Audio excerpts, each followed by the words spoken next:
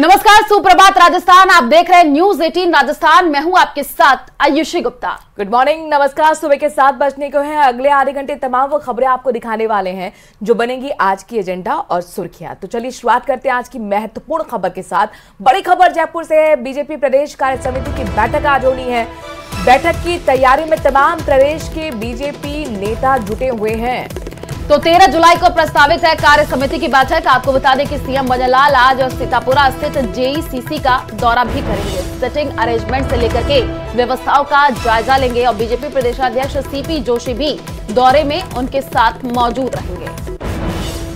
इस वक्त की बड़ी खबर और महत्वपूर्ण खबर बीजेपी से जुड़ी हुई। अपने दर्शकों को बता दें कि 13 जुलाई को प्रस्तावित कार्य समिति की बैठक को लेकर तैयारियां शुरू हो गई हैं। मुख्यमंत्री भजनलाल शर्मा आज सीतापुरा स्थित जेईसीसी का दौरा करेंगे। इसी सिलसिले में जो सिटिंग अरेंजमेंट है उसको लेकर व्यवस्थाओं के बारे में फीडबैक भी लेंगे। साथ ही बीजेपी प्रदेश अध्यक्ष सीपी जोशी भी मुख्यमंत्री के साथ दौरे पर मौजूद रहेंगे। सीतापुरा जेईसीसी में केंद्रीय मंत्री शिवराज सिंह आएंगे और ये महत्वपूर्ण बैठक लिहाजा तैयारियां बीजेपी की अभी से शुरू हो गई हैं।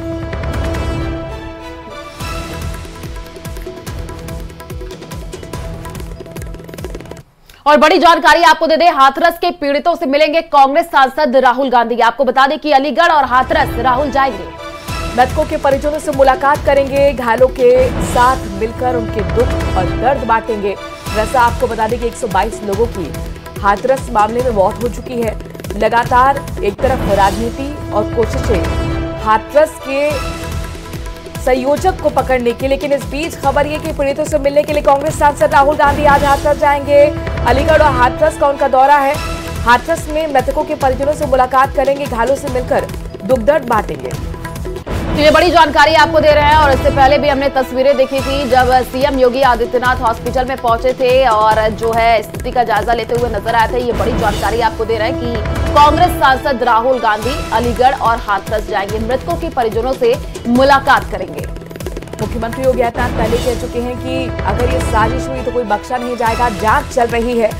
व्यवस्थाओं का जायजा लेते हुए खुद मुख्यमंत्री भी नजर आए थे। और आज खबर यह है कि कांग्रेस सांसद अलीगढ़ और हाथरस के दौरे पर रहने वाले हैं।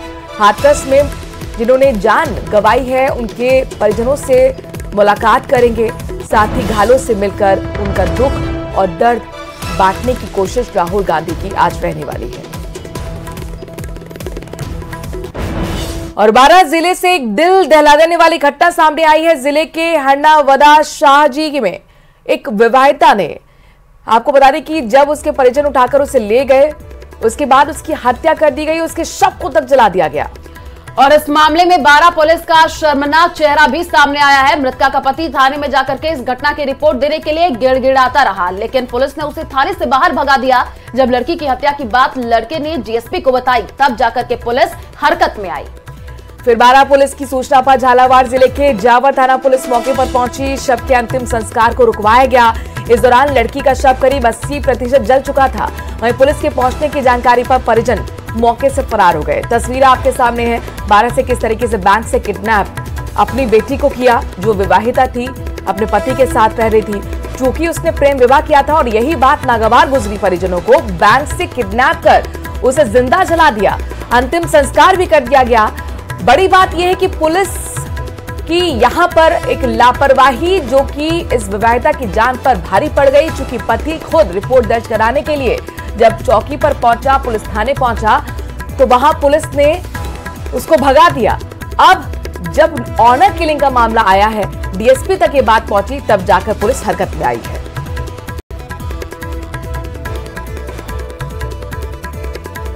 हमारी शादी हो चुकी थी 17 जुलाई 2023 में। फिर उसके बाद मैंने उसको पढ़ाई के लिए उसके घर पे रख दिया। ये बात किसी को पता नहीं थी। और फिर 11/6/2023 को मैं उसको यहाँ से ले गया। फिर उसके बाद 8 दिन में कोतवाली थाना में रिपोर्ट हुई, तब हम पेश होने के लिए आ गए। फिर 21 तारीख को हम पेश हुए और 21 तारीख को हमारा बयान करा कि हम कोतवाली थाना से हमें फ्री कर दिए। और हमें फ्री करके हमारी लड़की मेरे साथ रही थी। उसके बाद में फिर जब मैं यहाँ पर आया आज, तो उसके घर वाले आ गए और उसको जबरदस्ती लेकर उसको मार दिया। मीनवाइल जब हम कार्रवाई कर रहे थे, मीनवाइल हमारे पास बाद में खबर आई कि ये लड़की को जो उसके घर वाले लेके गए हैं वो उसके गांव में ले जाके उसका मतलब हत्या करके और उसको जला दिया। और कोटा से बड़ी खबर सामने आ रही है। एक ही परिवार के 3 लोगों पर चाकू से हमला किया गया है। मां, बेटा और पिता हमले में घायल हुए हैं। तीनों को अब एमबीएस अस्पताल में भर्ती कराया गया है, जहां उनका इलाज चल रहा है। बड़ी बात यही कि कोचिंग नगरी में लगातार चाकूबाजी की घटनाएं सामने आ रही हैं। नयापुरा थाना पुलिस मामले की फिलहाल जांच में जुटी हुई है। तो यहां पर कानून का खौफ बदमाशों के बीच नहीं है। लगातार चाकूबाजी की घटना, एक और घटना, एक ही परिवार के 3 लोगों पर चाकू से हमले की जानकारी मिल रही है, जिसमें मां, बेटा और पिता घायल हुए हैं। अब इस पूरे मामले की जांच पड़ताल में पुलिस जुटी हुई है। तो ये बड़ी अपडेट आपको कोटा से दे रहा है, जहां पर एक ही परिवार के 3 लोगों पर चाकू से हमला किया गया है और मां, बेटा और पिता हमले में घायल बताए जा रहे हैं। आपको बता दें कि अब इस पूरे मामले की जांच पड़ताल पुलिस कर रही है और पता लगाने की कोशिश कर रही है कि आखिर ये कौन लोग जिन्होंने जो है चाकू से हमला किया। एक ही परिवार के 3 लोगों पर चाकू से हमला हुआ है, जिसमें मां, बेटा और पिता जो है हमले में घायल बताए जा रहे हैं। तीनों को एमबीएस अस्पताल में भर्ती करवा दिया गया है। और कोचिंग नगरी कोटा की ये पहली ऐसी घटना नहीं है, इससे पहले भी कई ऐसी घटनाएं सामने आई हैं। तो आपको बता दें कि चाकूबाजी की जो वारदातें हैं वो कोचिंग नगरी में रुकने का नाम नहीं ले रही हैं। नयापुरा थाना पुलिस अब इस पूरे मामले की जांच पड़ताल में जुटी हुई है। तो इस वक्त की बड़ी खबर कोचिंग नगरी से है, जहां पर लगातार चाकूबाजी की घटनाएं रुकने का नाम नहीं ले रही है। ऐसे में बड़े सवाल यहां पर पुलिस पर भी हैं। एक और चाकूबाजी की घटना सामने आई है। एक परिवार पर चाकू से हमला बोला गया, जिसमें मां, बेटा और पिता घायल हुए हैं। तीनों को ही एमबीएस हॉस्पिटल भर्ती कराया गया है, जहां उनका इलाज चल रहा है। और अब महत्वपूर्ण होगा देखना कि पुलिस आखिरकार बदमाशों तक कब तक पहुंचती है। लेकिन ओम प्रकाश हमारे संवाददाता इस खबर पर ज्यादा जानकारी के साथ जुड़ गए। सीधे ओम प्रकाश का रुख करते हैं। ओम प्रकाश, क्या अपडेट? देखिए, पड़ोसी ने ही चाकूबाजी की वारदात को अंजाम दिया है। मां, बेटे और पिता को घायल अवस्था में एमबीएस अस्पताल में भर्ती करवाया गया। लेकिन कहा जा सकता है कि कोचिंग नगरी में चाकूबाजी की वारदातें लगातार इन दिनों बढ़ रही है। हालांकि प्रदेश में सबसे ज्यादा 35% चाकूबाजी की वारदातें कोटा में होती है, लेकिन इन 5 दिनों में चाकूबाजी की 3 वारदातों में आधा दर्जन से अधिक लोग घायल हो चुके हैं। पुलिस द्वारा चाकूबाजी की वारदातों को रोकने के तमाम दावे और तमाम जो प्रयास है वो दिखावे साबित हो रहे हैं और इन वारदातों पर अंकुश नहीं लग पा रहा है। कई जो है चाकूबाजी की वारदातों में मर्डर तक हो चुके हैं। तमाम प्रयासों के बावजूद फिलहाल ये कहा जा सकता है कि एक और चाकूबाजी की वारदातों में 3 लोग घायल हो चुके हैं। नयापुरा इलाके में ही 3 दिन में जो चाकूबाजी हुई, इसका मकसद क्या था? क्या ये लोग पहले से इस परिवार को जानते थे? जी, ये पड़ोसी ही बताया जा रहा है और पुरानी रंजिश को लेकर चाकूबाजी की वारदात को अंजाम दिया। लेकिन पुलिस के चाकूबाजी की वारदातों को रोकने के लिए प्रयास किए जाते हैं कि क्योंकि हर तीसरे चौथे व्यक्ति के पास कहा जाता है कि चाकू मिल जाता है, आराम से यहाँ चाकू मिल जाता है और इस तरह की वारदातों को अंजाम दिया जाता है। नयापुरा इलाके में ही 3 दिन में दूसरी चाकूबाजी की वारदातें हैं। पड़ोसी को फिलहाल डिटेन करने के लिए, गिरफ्तार करने के लिए प्रयास किए जा रहा है, लेकिन फिलहाल किसी तरह की कार्रवाई पुलिस द्वारा नहीं की गई है। बहुत बहुत शुक्रिया ओम प्रकाश, तमाम जानकारी हम तक पहुंचाने के लिए। हाथरस हादसे के बाद भोले बाबा से जुड़े एक के बाद एक कई रहस्य सामने आ रहे हैं। बुधवार को हमने आपको भोले बाबा का राजस्थान कनेक्शन बताया था, लेकिन आज जब हमारी टीम जो है दौसा में बाबा के आश्रम के अंदर पहुंची तो कई चौंकाने वाले खुलासे भी हुए हैं। देखिए रिपोर्ट।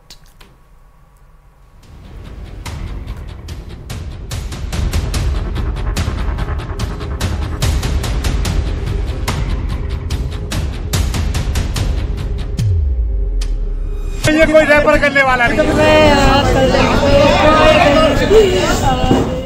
बाबा का आश्रम, न्यूज 18 की पड़ताल। ये दरबार चलता था, यहाँ पर आप तस्वीरें देखिए, अभी भी टेंट लगा हुआ है।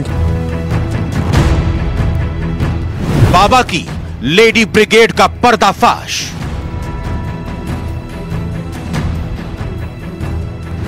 माफिया से कनेक्शन, लग्जरी लाइफ का खुलासा।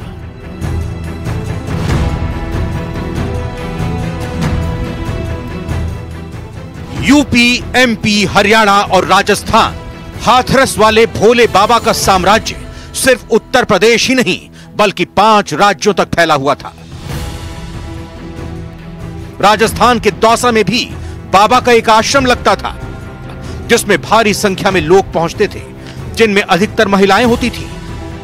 खुद को नारायण का अवतार बताने वाले बाबा का हाथरस की तरह दौसा में भी प्रवचन होता था।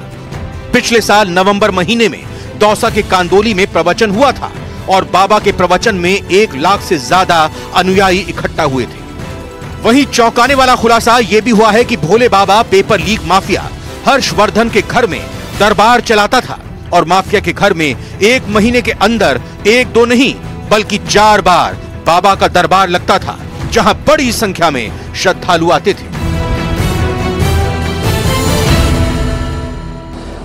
हाथरस की तरह ही राजस्थान के दौसा में भी साकार हरि बाबा का प्रवचन हुआ था। जब राजस्थान में विधानसभा का चुनाव चल रहा था, 7 नवंबर का वो दिन था जब इस लोकेशन पर साकार हरि बाबा ने प्रवचन किया था। और इस जो 7 नवंबर है उससे ठीक 17 दिन पहले प्रियंका गांधी यानी 20 अक्टूबर को यहाँ पर प्रियंका गांधी की विधानसभा चुनाव को लेकर एक रैली हुई थी।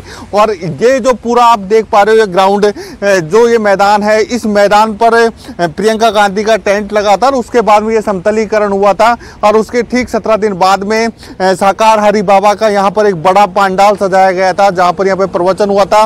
और हाथरस की तरह ही 1 लाख से अधिक की यहाँ पर भीड़ एकत्रित हुई थी। बुधवार को न्यूज़ 18 राजस्थान ने दौसा में बाबा के आश्रम का खुलासा किया था। इसके बाद हमारी टीम बाबा के आश्रम के अंदर पहुंची, जिसके बाद और भी कई चौंकाने वाले खुलासे हुए। हमारी पड़ताल में सामने आया कि बाबा के माया लोक में ज्यादातर महिलाएं ही आती थी और एंट्री के लिए महिलाओं से बाकायदा फॉर्म भरवाए जाते थे, जिसमें उनकी फोटो लगाई जाती थी।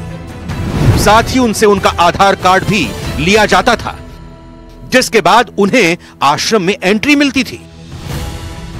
हाथरस कांड के बाबा साकार हरि बाबा का जो राजस्थान कनेक्शन सामने आया है, वो राजस्थान के दौसा में पेपर लीक के जो माफिया हैं हर्षवर्धन मीणा, उनके घर में दरबार लगाया करते थे। और न्यूज़ 18 राजस्थान पर दर्शक पहली बार दरबार के अंदर की तस्वीरें देख रहे हैं। ये कुछ डॉक्यूमेंट्स हैं, इसमें महिलाओं के फोटो लगे हुए हैं। नारायण साकार हरि की संपूर्ण ब्रह्मांड में सदा सदा के लिए जय जयकार हो, इस तरह का एक फोरम है। और इसमें एक तरीके से बहन सैनिक, मतलब जो भी उसके जो प्राइवेट फोर्स होती थी उसमें महिलाएं भी शामिल होती थी, ये खास बात है।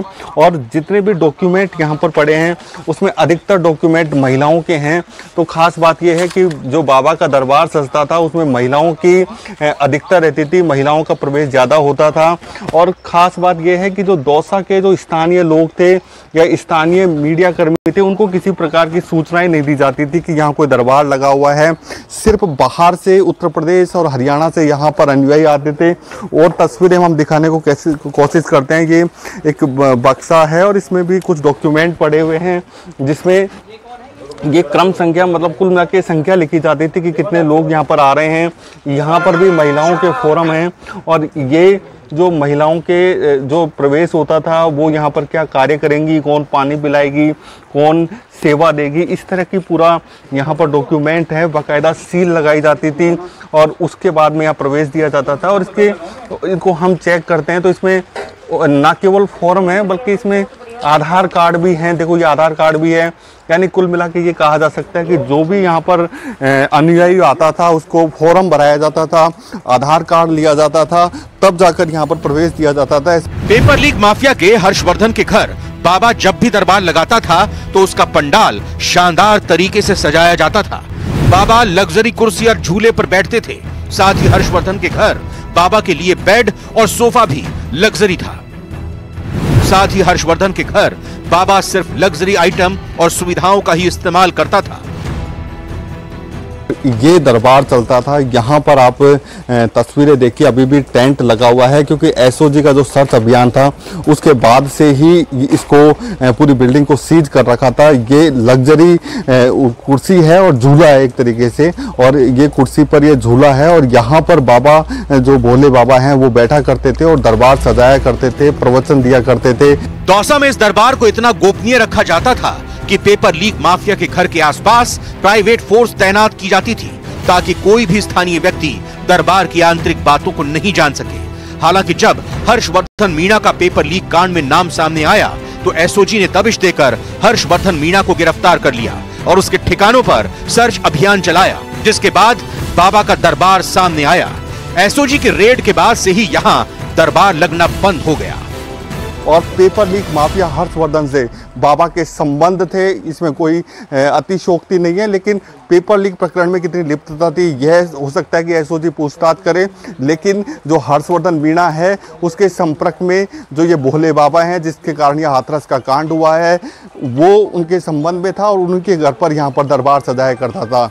ऐसे में जो राजस्थान का कनेक्शन जो भोले बाबा का सामने आया है उसमें पेपर लीक माफिया से उसके संबंध जुड़े हुए हैं।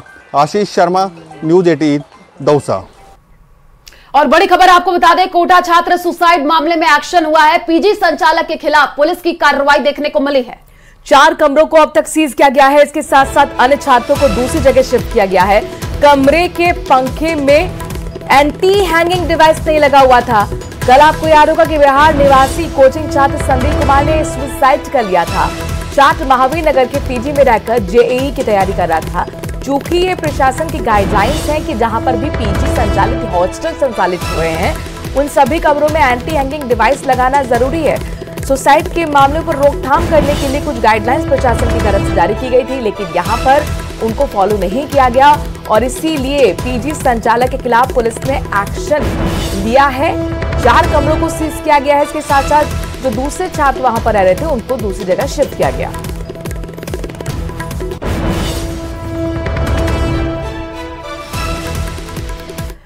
माउंट आबू से बड़ी खबर आ रही है जहां पर 15 फीट का अजगर आने से गांव में हड़कंप मच गया।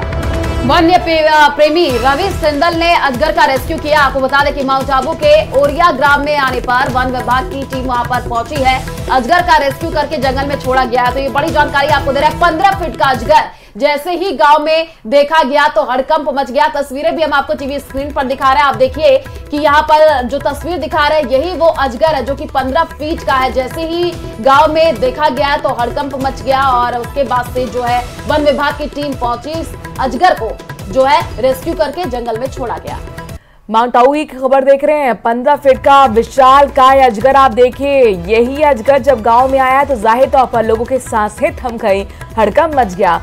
इसके बाद वन विभाग को सूचित किया गया। वन प्रेमी रवि सिंदल पहुंचे, अजगर को रेस्क्यू किया गया है। माउंट आबू के ओरिया ग्राम में वन विभाग की टीम पहुंची थी। अजगर को रेस्क्यू कर अब जंगल में छोड़ दिया गया है।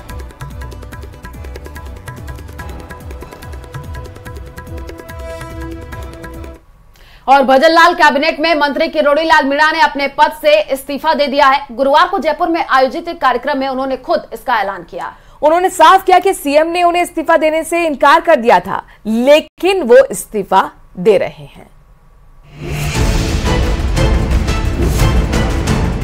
मेरी किसी से कोई नाराजगी नहीं है, न माननीय मुख्यमंत्री जी से न संगठन से। मेरी खुद अपने आप से नाराजगी है। मंत्री पद से इस्तीफा दे दिया है। मंत्री किरोड़ी लाल मीणा का पद से इस्तीफा, पार्टी से किसी भी तरह की नाराजगी से इनकार, संगठन के लिए काम करते रहने की कही बात। लंबे वक्त से चल रहे कयासों के दौर पर आखिरकार विराम लग ही गया। किरोड़ी लाल मीणा ने पद से इस्तीफा दे दिया। हालांकि वो संगठन के लिए काम करते रहने की बात कह रहे हैं। किरोड़ी लाल मीणा के मुताबिक उन्होंने पद मांगने के लिए इस्तीफा नहीं दिया है। उन्होंने साफ किया है कि इस्तीफे के पीछे पार्टी से नाराजगी वजह नहीं है। मेरी किसी से कोई नाराजगी नहीं है, न माननीय मुख्यमंत्री जी से न संगठन से। मेरी खुद अपने आप से नाराजगी है कि जो देश के प्रधानमंत्री हमारे संगठन चाहते थे, विशेषकर पूर्वी राजस्थान की सीटों को जिताने का, उसमें से हम 3 महत्वपूर्ण चुनाव को हार गए, जिनकी मुझे जिम्मेदारी दी थी। तो आपको ध्यान है मैंने उस समय घोषणा की थी कि अगर हम सीट हार गए तो मैं मंत्री पद से इस्तीफा दे दूंगा। इसलिए मैंने मंत्री पद से इस्तीफा दे दिया है। जयपुर में एक कार्यक्रम के दौरान किरोड़ी लाल मीणा ने इस्तीफे का ऐलान किया। हालांकि ऐसी जानकारी मिल रही है कि वो पहले ही इस्तीफा दे चुके थे और यही वजह है कि वो पिछले दिनों हुई सरकार की अहम बैठकों में शामिल नहीं हुए। अपने इस्तीफे के ऐलान के बाद उन्होंने सोशल मीडिया पर एक पोस्ट किया जिसमें एक बार फिर वही बात लिखी गई थी कि प्राण जाए पर वचन ना जाए। बता दें कि ऐसा ही एक ट्वीट 4 जून को चुनाव नतीजों के दौरान भी किया गया था, जिसके बाद से ही उनके इस्तीफे के कयास लगाए जा रहे थे। मैंने इस्तीफा दे दिया तो मेरा नैतिक रूप से मैं वहाँ जा नहीं सकता। और मुख्यमंत्री जी को भी मैं मिला था। मुख्यमंत्री जी ने बड़े आदरपूर्वक मेरे को कहा था, नहीं आपका इस्तीफा स्वीकार नहीं करेंगे। पर मैंने मुख्यमंत्री जी को यही कहा था कि चूंकि मैं जनता के बीच में कह चुका हूँ, घोषणा कर चुका हूँ कि हम ये सीट नहीं जीते तो मैं इस्तीफा दे दूंगा, और इसलिए मेरे को देना पड़ा।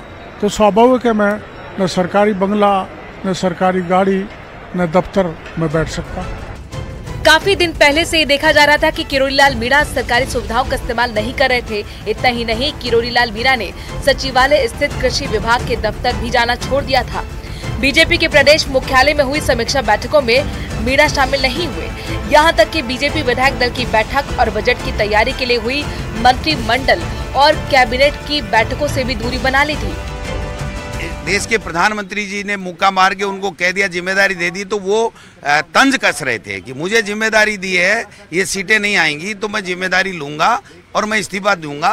तो मैं समझता हूं कि वो ये कहना चाह रहे हैं कि पहली बार जीते हुए लोग बड़े बड़े पदों पे बैठ गए, और मेरे जैसा वरिष्ठ आदमी जिसने सरकार को, बीजेपी की सरकार बनाने में भारतीय पार्टी की तरफ से कांग्रेस पार्टी को झूठे आरोप लगा करके और घेरने का काम किया, और आज मेरी ये दुर्गति हो रही है। लोकसभा चुनाव के नतीजों के बाद से किरोड़ीलाल मीणा के इस्तीफे पर सस्पेंस बना हुआ था, क्योंकि उन्होंने कहा था कि जिन सीटों की जिम्मेदारी उन्हें मिली है, अगर पार्टी उन सीटों पर हारती है तो वो हार की नैतिक जिम्मेदारी लेते हुए इस्तीफा दे देंगे। बहरहाल किरोड़ीलाल मीणा के इस्तीफे के बाद से पार्टी में गहमा गहमी है। अब देखना होगा कि इस कदम के बाद किरोड़ीलाल मीणा की अगली रणनीति क्या होगी। जयपुर से न्यूज़ 18 के लिए रोशन शर्मा की रिपोर्ट।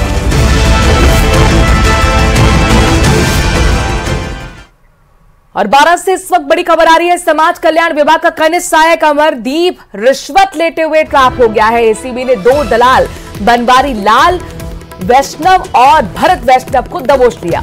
तो महिला अत्याचार पीड़िता को मिलने वाली राशि के एवज में ये 10,000 रुपए ले रहे थे। एसीबी डीआईजी कल्याणमल के निर्देश पर 12 एसीबी टीम ने ये कार्रवाई की है। तो कनिष्ठ सहायक रिश्वत लेते ट्रैप हुआ है, ये बड़ी जानकारी आपको दे रहे हैं, और ये बड़ी कार्रवाई की गई है। महिला अत्याचार पीड़िता को मिलने वाली राशि के एवज में ये 10,000 रुपए ले रहे थे, और इसी दौरान जो है ये कार्रवाई देखने को मिली है। और श्रीगंगानगर से बड़ी खबर सामने आ रही है। झाड़ियों में नवजात बच्ची मिली है। डाल कॉलोनी में खाली प्लॉट में ये नवजात मासूम मिली है। प्रसव के थोड़ी देर बाद ही किसी ने नवजात को छोड़ दिया। बच्ची को जब जिला अस्पताल के आईसीयू में भर्ती कराया गया है। मासूम की हालत खतरे से बाहर बताई जा रही है। इस वक्त की बड़ी खबर आपको बता रहे हैं। मानवता को तार तार कर देने वाली खबर श्रीगंगानगर से, जहां पर झाड़ियों में नवजात बच्ची मिली। और अब आपको दिखाते हैं